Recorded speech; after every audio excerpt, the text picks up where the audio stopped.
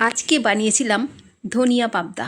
আর এটা বানানো একদম সহজ, সময়ও একদম কম লাগে। আর এই ধনিয়া পাবদার প্রধান উপকরণ হচ্ছে এই ধনে পাতা। প্রথমেই মাছের মধ্যে দিয়ে দেবো 1 চিমটি হলুদ আর 1 চিমটি লঙ্কার গুঁড়ো। ভালো করে মাছগুলো মাখিয়ে কিছুক্ষণ রেখে দিলাম। আর তেলের মধ্যে নুন দিয়ে দিলাম। এইভাবে তেলের মধ্যে নুন দিয়ে দিলে না গায়ে ছেটকানোর ভয়টা আর থাকে না, আর মাছের মধ্যেও সুন্দরভাবে নুনটা ঢুকে যায়।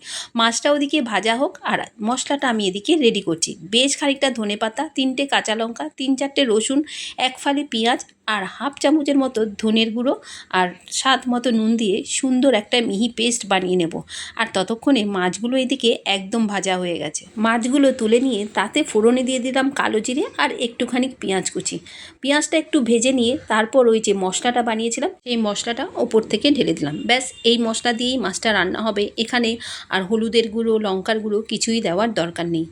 এইভাবেই মশলাটা বেশ কিছুক্ষণ কষিয়ে নিলাম। কষিয়ে নিয়ে এবার বেশ খানিকটা মিক্সি ধোয়া জল দিয়ে মাছটাও ওপর থেকে দিয়ে বেশ ভালো করে ফুটিয়ে নিলাম।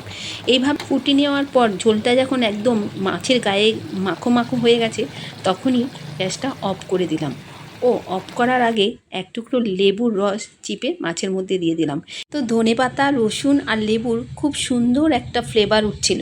তো আজকের রান্নাটা এই পর্যন্তই। দেখা হচ্ছে আবার নেক্সট ভিডিওতে। টাটা, সবাই ভালো থেকো।